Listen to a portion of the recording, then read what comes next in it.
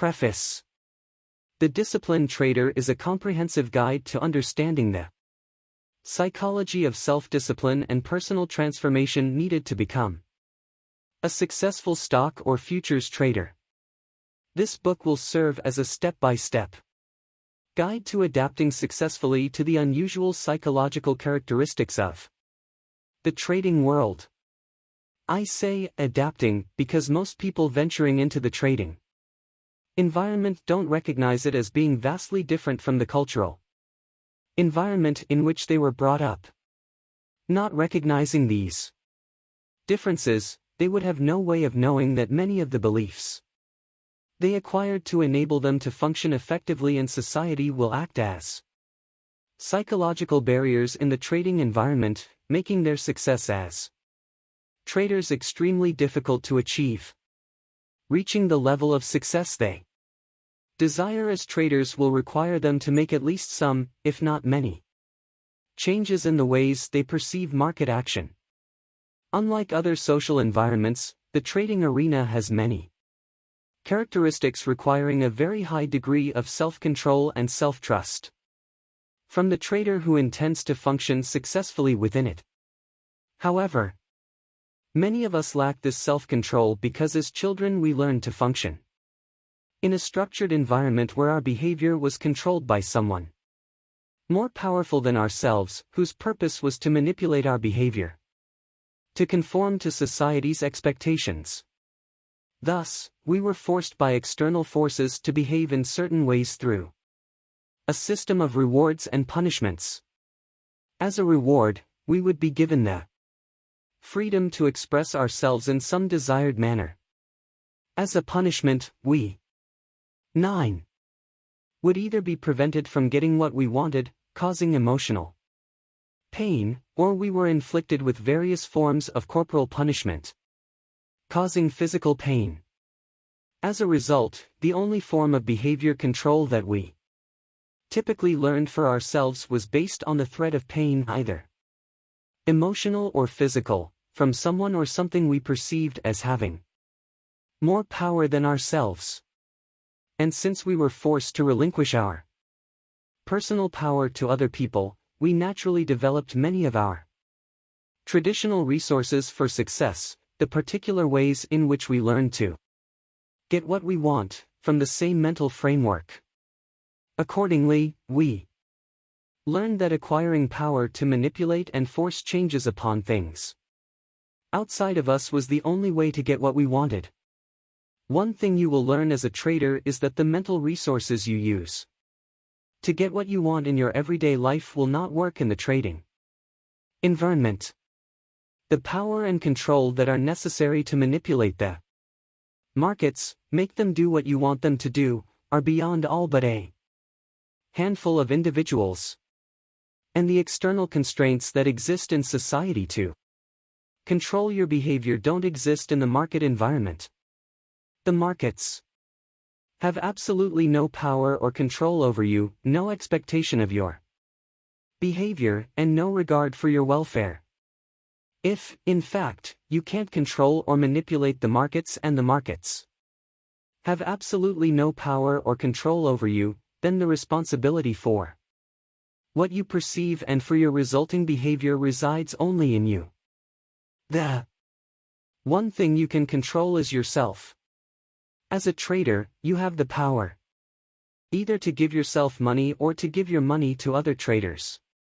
And the ways in which you choose to do this will be determined by a number of psychological factors that have little or nothing to do with the markets. And this will be so until you acquire some new skills and also learn how to adapt yourself to suit conditions as they exist in the market environment. To operate successfully in this environment, you will need to learn how to control yourself in ways that may be completely alien to you.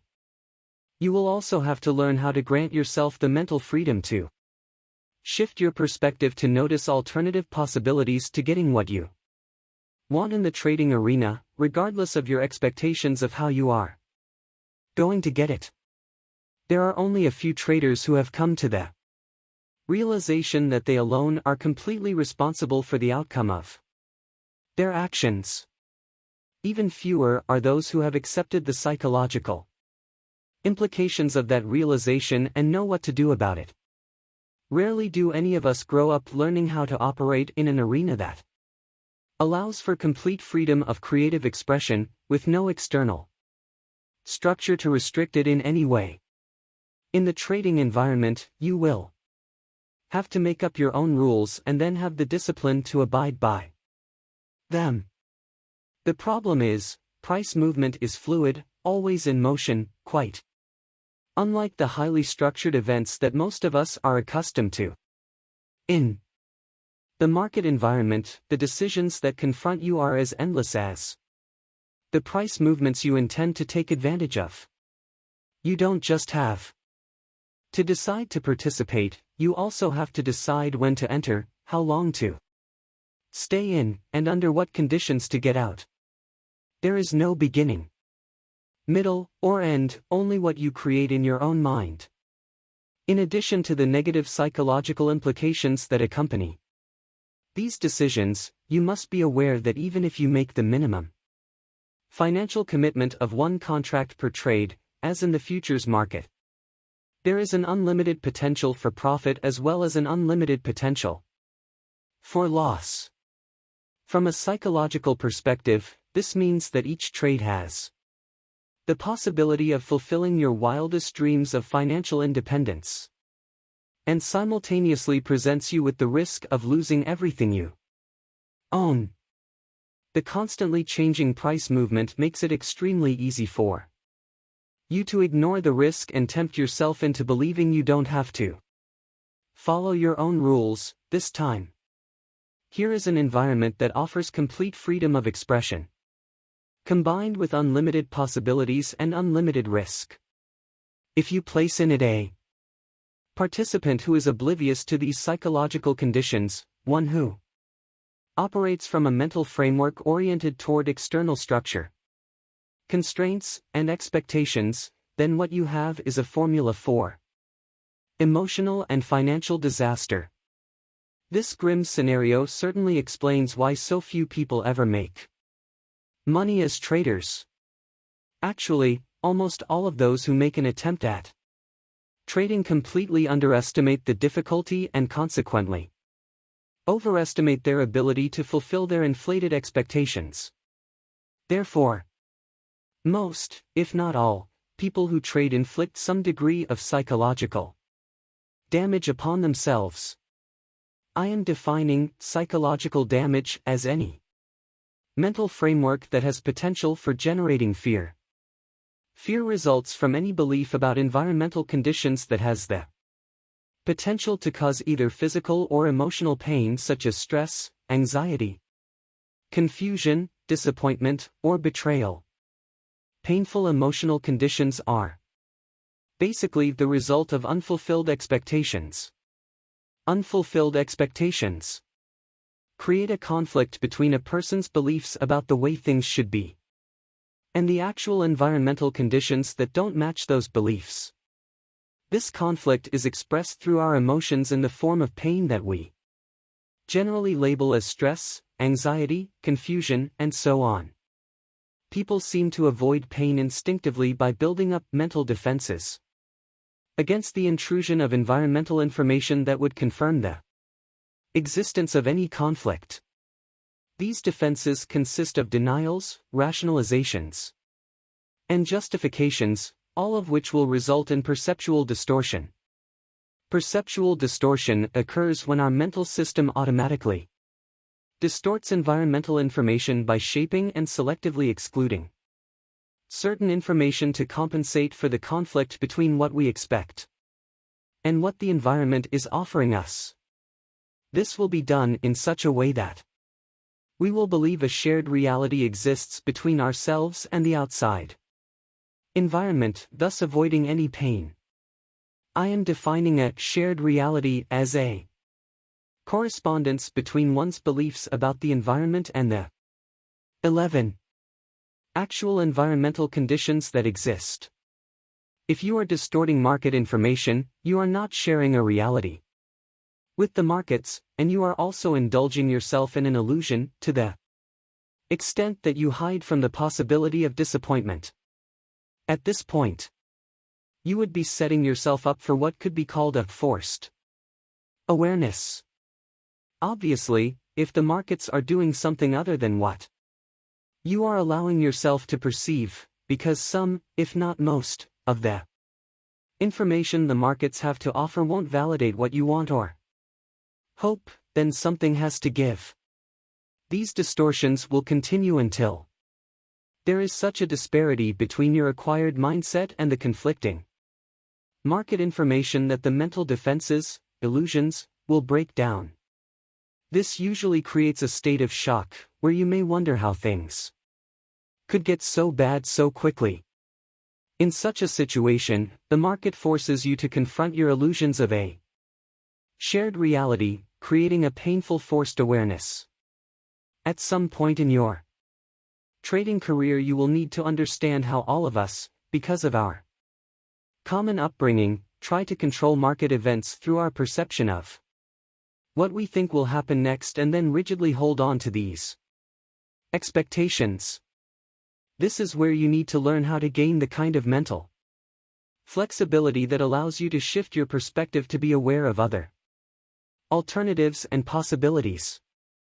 You may not be able to control the markets, but you can control your perception of them in order to achieve a higher degree of objectivity, resulting in a higher degree of shared reality with the markets.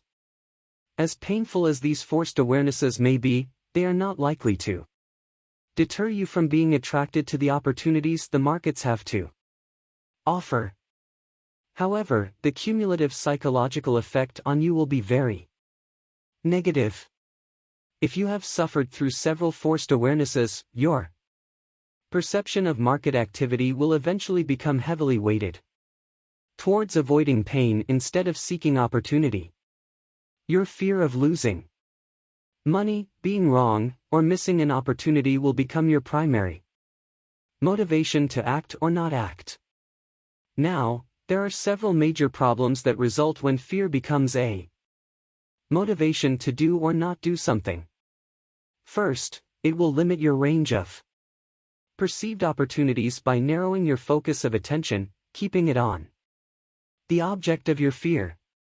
This means that out of all available market information, you will only perceive information that will, in effect, validate what you fear the most.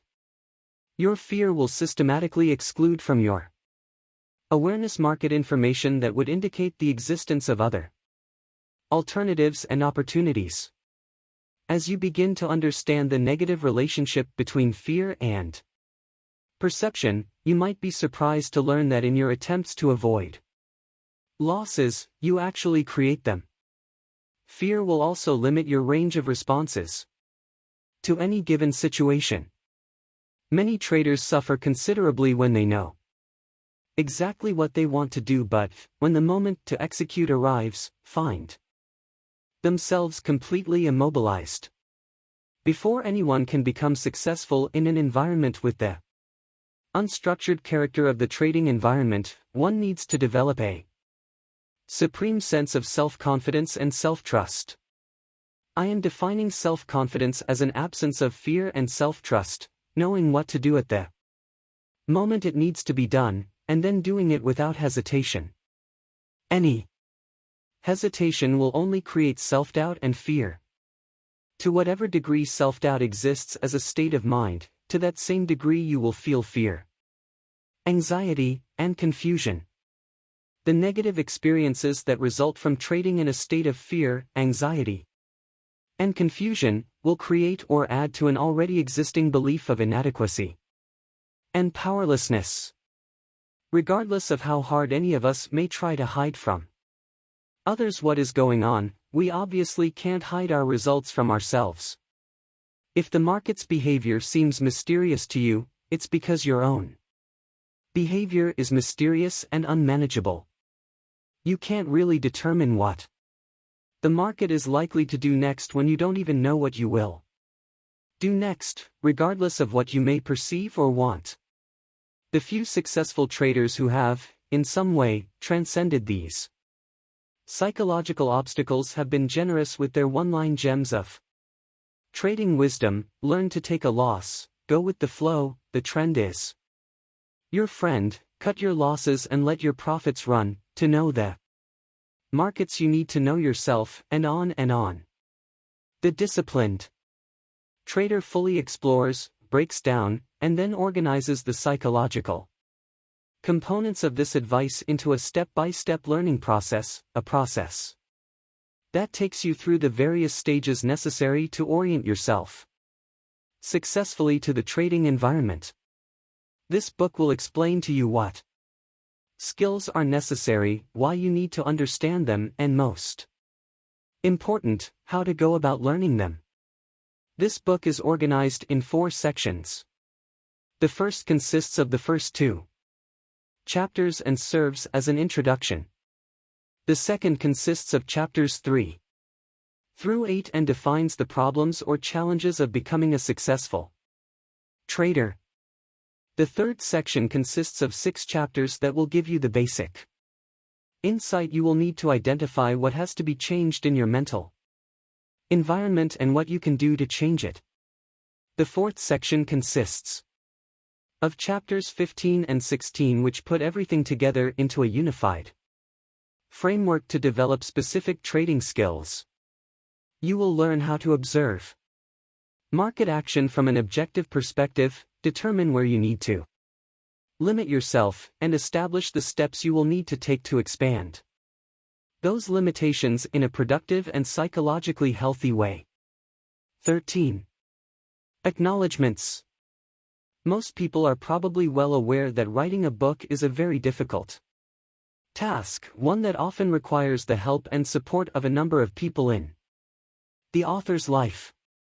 There are a number of people I want to acknowledge as being instrumental in helping me make this book a reality, including my parents, John and Helen Yosen, my brothers and sister, Craig, Dean, and Sandy Yosen, for all their love and support, Brad Johnson, my partner in trading behavior dynamics, for all of his patience and kindness, Jim Sutton, Bonnie Marlowe, Jake Bernstein, Elizabeth McKinsey, Michael Headley, Steve Sukanik, and Jack Carl for helping me get started, all of the traders that I have worked with over the last 6 years, especially Jim Griswold, Jerry Stahlnecker, Jack Brashuel, Steve Bianucci, Mike Gamble, and Chuck Pettit for their friendship and support, Tim Slater for giving me the opportunity to express myself as a speaker and a writer, Rich Miller for his support and being a good friend, Lori and Nikki Marlowe for the happiness they brought into my life, and most of all, my friend and fellow author Kurt Leland for everything he has taught me and for showing me the way. Part 1. Introduction. 15. Chapter 1. Why I wrote this book. Since I started working on this book, in the summer of 1982, nearly every dimension of futures trading has exploded in growth. There are brand new exchanges, new contracts, more advisory and news services, an increasing variety of books and publications, and ever more sophisticated technical trading systems, most all of them with computer applications to make it easy to track the markets. However, even with this tremendous growth in services related to trading, one inescapable fact remains: there is still a very small group of sophisticated traders who take the greatest percentage of profits out of the markets, making well over 90% of all the other traders net losers year in and year out. In futures trading, for every dollar of profit gained by one trader, there has to be an equivalent dollar lost by another trader. If a few traders are consistently making money on a grand scale, then their profits have to be coming directly out of the pockets of the thousands of other traders who very faithfully contribute to their daily winnings. Some of these very successful traders are public figures, but most are only known in the Chicago or New York areas. Needless to say, everyone wants to know what they do and how they do it. There must be a difference between these two groups of traders, the small minority of winners and the vast majority of losers who want to know what the winners know. The difference is that the traders who can make money consistently on a weekly, monthly, and yearly basis approach trading from the perspective of a mental discipline. When asked for their secrets of success, they categorically state that they didn't achieve any. 16. Measure of consistency in accumulating wealth from trading until they learn self-discipline, emotional control, and the ability to change their minds to flow with the markets. First, I want to point out that self-discipline, emotional control, and learning to change one's mind after making a commitment are all psychological issues that have nothing to do with news services, advisory services, new exchanges, or technical or fundamental trading systems, computerized or not. Second, from my trading experiences, observations, and research, I have discovered that all traders, both winners and losers, seem to share some very common experiences, either in the beginning or at some point early in their trading career. All traders experience confusion, frustration, anxiety, and the pain of failure. The few traders who pass through this phase to accumulate wealth are those who eventually confront and work through some very difficult psychological issues about what it means to be a trader. And this process of realization and change normally takes several years, even for the best of them. If self-discipline and emotional control are the keys to success, they are also not necessarily traits any of us are born with. On the contrary, they are characteristics we acquire by learning certain mental skills. Acquiring these mental skills is often the result of a trial-and-error learning process that can be very costly financially and usually filled with emotional pain and suffering. The biggest problem with a trial-and-error approach in trading is that most people lose all their money before they get through the process. And other traders who have enough money to keep on trading never fully recover from the effects of the psychological trauma they have inflicted on themselves to ever learn how to trade successfully on a consistent basis. This leaves only a relatively small number of people who make it. All the great traders, both past and present, have found it very difficult to explain what it is they do, how they do it, and more important, the progression of steps they took to get where they got. Many would gladly share with others what they know about the market and its behavior, but not necessarily about their behavior as individuals. They would, however, often caution those who sought their wisdom to understand that all the market knowledge in the world won't do them any good until they learned what can be called self-discipline and emotional control, without necessarily being able to explain what they were. For instance, cut your losses short is great advice that is often given as an axiom of trading wisdom. But how do you explain to someone the steps needed to learn how to do that?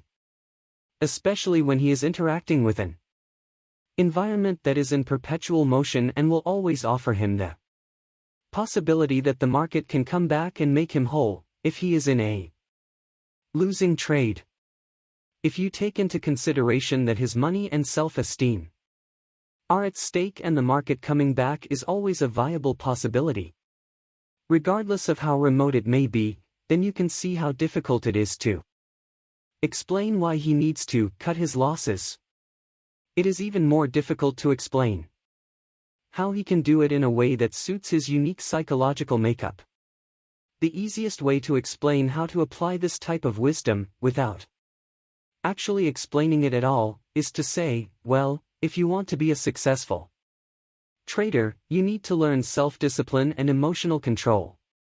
I don't believe this type of vague advice was intentional, however, for principally two reasons. First, self-discipline and emotional control are abstract Concepts that are not easily explained or understood. We all hear or read the words a lot, but ask anyone you know to define either of these concepts, and you'll probably get a blank stare.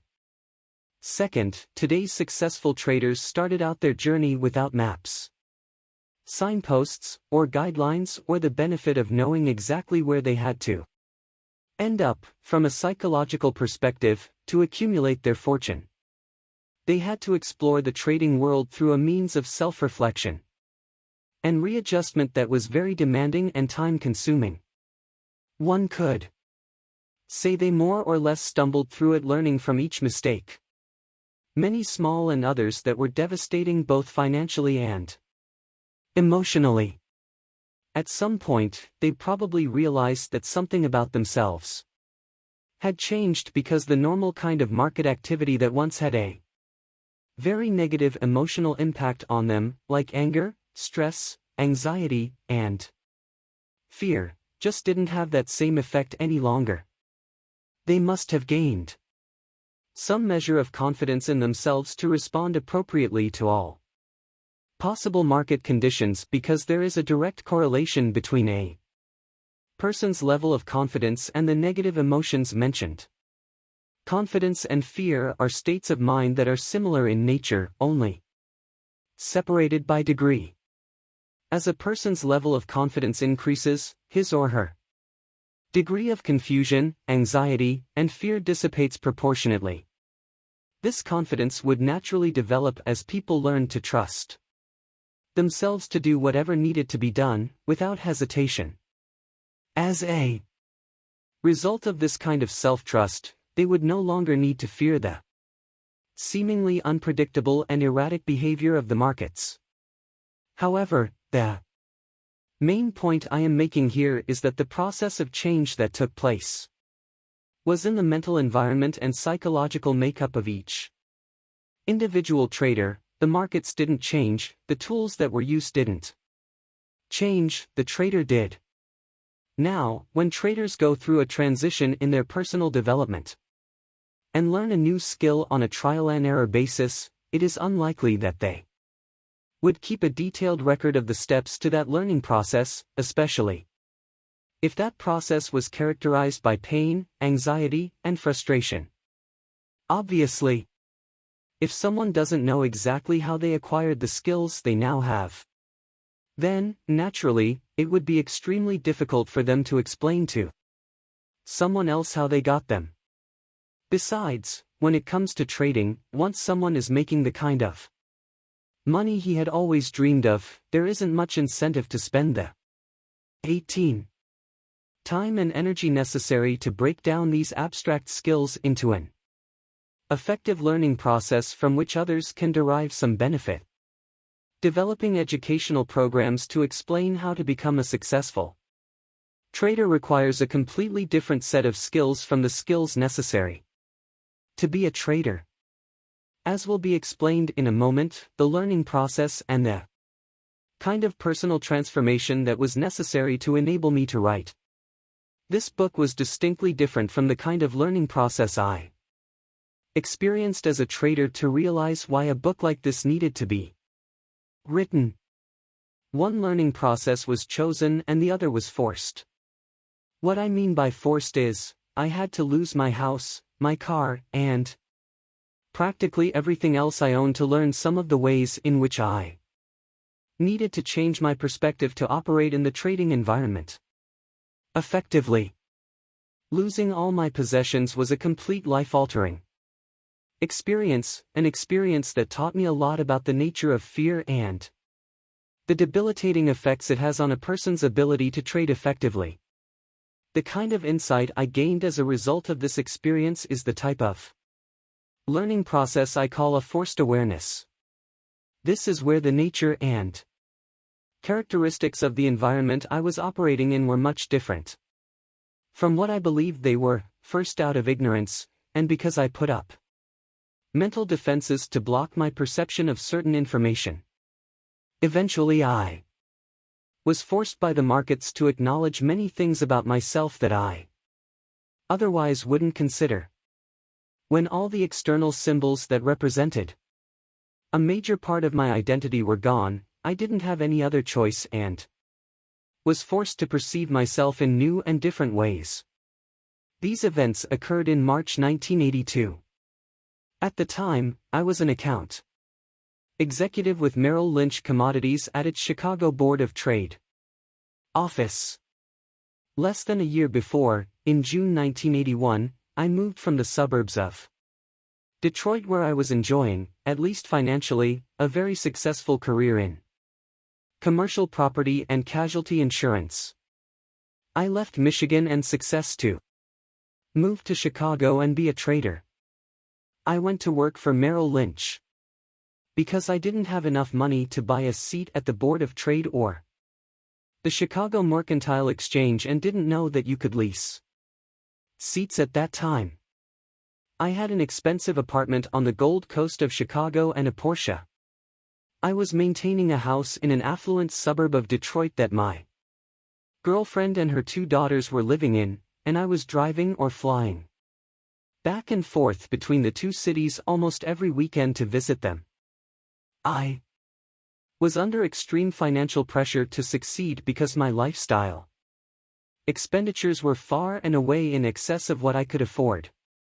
Unless I made it big as a trader, it would be very hard to reconcile some of the decisions I made to put myself in that kind of a situation.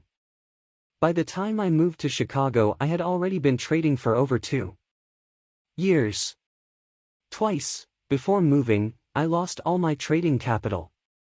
Of course, I would quickly save up and start again. My brief periods of success and few winning trades were enough to justify that I continue trying. Once I was very close to making over $250,000 on a trade, but I pulled out of it just before the big move. This devastated me, but I also became completely hooked on trading and even more determined to be successful. From that experience, I decided to buy all the books I could get and attend all the seminars I could afford. Something stated in virtually all the books I read was that it is very difficult to learn how to trade or sustain any success if one is under a great deal of financial pressure, meaning don't expect to become a successful trader if you have limited trading capital or if you are trading with money you can't afford to lose. I was obviously violating both these rules because I had very little trading capital relative to my lifestyle that I absolutely could not afford to lose. Also, I had a lot of other evidence that the odds were not exactly in my favor. I came to Chicago because I believed that if I could get close to the action and meet people who knew how to trade, I could then learn from them. I was in for a very rude awakening. I was at Merrill Lynch Commodities, its second largest commodity office, with 38 account executives. At first I was shocked to find out only one of the account executives had any experience trading his own money. Then I was further shocked to learn that none of these account executives had any customers who were making any money. In fact, the typical customer lost his original stake within an average of 4 months. My next major disappointment came when I began to meet and make friends with as many floor traders as possible, believing that if the guys up in the offices don't know how to make money, the floor traders certainly must. Again, I found the same conditions that existed up in the offices. Other than a handful of floor traders who had a reputation and a mystique that everyone seemed to be in awe of, I couldn't find one person who was making money consistently, who wasn't confused or knew what he wanted to do and then did it, without first having to ask everyone around him for confirmation that he was doing the right thing. I am not implying that I didn't meet traders who at some point in the day hadn't made money. They just couldn't keep it. I knew many traders who could make $2,000 or $3,000 the first couple of hours of trading. But they would always lose it. back, plus more, a short time afterward. Everybody seemed to be suffering from the same kinds of problems and mistakes that nobody really recognized as problems. Obviously, the nature of the markets made it easy not to have to confront anything that otherwise might be perceived as a problem, because the next trade always had the possibility of making everything else in one's life seem irrelevant.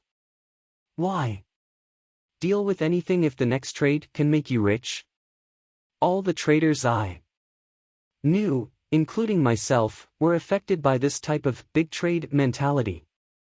In fact, my big trade mentality was so pervasive that I would refuse to take profits of $500 or $750 in many trades even when I knew that's all there was to be made. This may sound absurd, but I wouldn't take profits of such 20 small amounts, because, at that time, it felt as if the market was insulting me by offering such paltry sums compared to what I needed or expected. As my financial problems grew, so did my desperation. And I certainly wasn't comforted by anything I saw going on around me.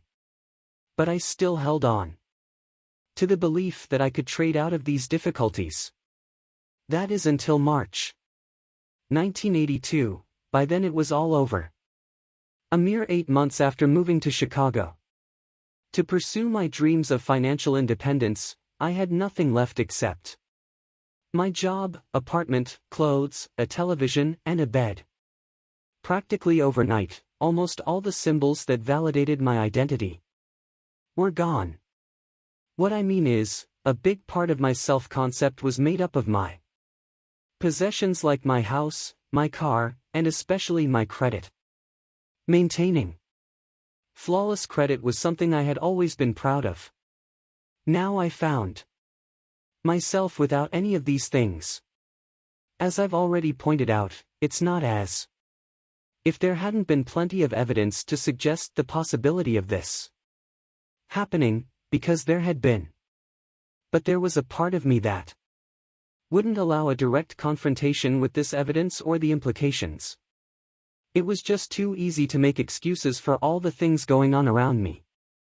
That didn't add up. Refusing to confront or consider the implications of all the conflicting information created a great deal of stress. And to compound the situation, I had this intense fear that I would lose everything. But again, I did everything possible to hide this fear and put it somewhere in my mind where I couldn't feel it. Yet, there must have been a part of me that sensed my impending fall. Why else would I have been so consumed with fear? But how could I face any of this when I had no way of reconciling the imbalance that losing all of these things would create? What I mean is the imbalance between what I believed about myself and the things that validated these beliefs. Who would I be after all these things were gone? Well, it didn't take me very long to find out. As my financial condition deteriorated to critical levels, my mental defenses also began to break down.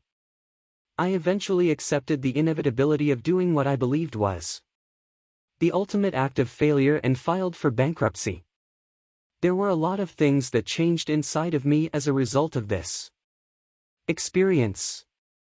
And like anyone else forced to deal with major changes in his or her life, I learned a lot about myself. The first thing that happened, which was quite surprising, was that the stress dissipated. Actually, I was overcome with a great sense of relief, with nothing to anticipate, dread, or try so desperately to defend against. I was living through my worst fear and found there really wasn't anything about the situation that I couldn't deal with. It wasn't nearly as bad in reality as I imagined it would be. I was still alive and healthy, I was able to think and function, and I started to appreciate my ability to think as my greatest asset. This sense of appreciation began to grow into a deeper level of understanding about the basic nature of my identity. For the most part, I grew up believing that who I was consisted of the things that I owned. The more possessions I owned, the more of a person it made me. What I began to realize is that I was more than the things I had accumulated. When the facade was stripped away, it allowed me to sense this deeper dimension. That, up to this point, I had only the slightest inkling of these new awarenesses, in turn, helped me understand how being wrong and losing something didn't in any way diminish me as a person. I was beginning to learn that there was a certain freedom in granting myself permission to be wrong, and maybe there was no such thing as a failure unless something positive and useful isn't learned from the experience. However, I didn't relate these personal experiences because I thought they were particularly unusual, except for one. Everyone knows there are many traders who lose everything they own, and even though some of them will come to the same kind of awarenesses about themselves, they wouldn't necessarily be able to do it as a trader, considering the financial requirements. I, too, was not in a financial position to keep on trading. Except that I still had my job at Merrill Lynch. In fact, for me it was business as usual, as if nothing at all had happened. I certainly wasn't about to announce to my customers or anyone in the office that I had just filed for bankruptcy. My job as an account executive was one of the few things I had left, and as far as I was concerned, it depended on me being a good trader. This is the one key difference for me that ultimately led to the creation of this book. I was fortunate enough to be able to keep on trading, although not with my own money, while these major psychological changes were taking place, putting me in a unique position to examine and study the various ways in which the condition of my inner psychological environment affected what I experienced in the outer physical environment. This relationship between inner and outer isn't always that apparent, but in this situation it was inescapable. I learned that the markets offer the trader an opportunity to profit from price movement, and these opportunities are basically in perpetual motion. It is an environment where the individual has the freedom to create his own results, unimpeded by many of the constraints that exist in everyday social life. These never-ending opportunities make the market a perfect mirror of the trader's attitude. What the trader sees in that movement and what he can do about it, the markets have no control over. All the choices and all the power to turn these choices into experience reside in the mind of each trader. For example, if I perceived the market as a threat, afraid of what it might take away from me, it wasn't because the outside conditions were actually threatening me in some way. It became very apparent to me that my fear was a result of my inability to anticipate events or act in a way that most appropriately served my best interests. It was only the lack of trust one had in myself to do what needed to be done that I was really afraid of. Furthermore, I discovered that my mental framework was structured to avoid losses at all costs, and in my desperate attempts to do so, I actually 22 created them. You can think of it this way: none of us has the mental capacity to be aware of everything going on in the environment at once. The environmental information we focus our attention on, out of all that exists, will be the information that has the most importance to us. As we allocate more and more of our attention to certain kinds of information, because of its importance, we are at the same time systematically excluding other types of information from our awareness. I created my losses instead of avoiding them simply because I was trying to avoid them. Instead of being positively focused on market information that would indicate the potential for opportunity, I was more concerned with information that validated what I feared the most.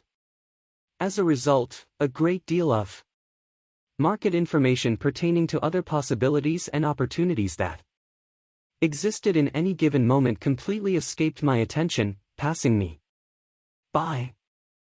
The only way I could have perceived these opportunities, other than after the fact, would have been to let go of whatever was causing me to divert my attention away from what was happening in the market now.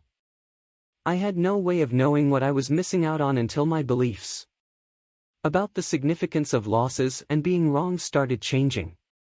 Once this shift in perspective occurred, I started to notice behavior characteristics of the market and relationships between those characteristics that I was otherwise totally oblivious to.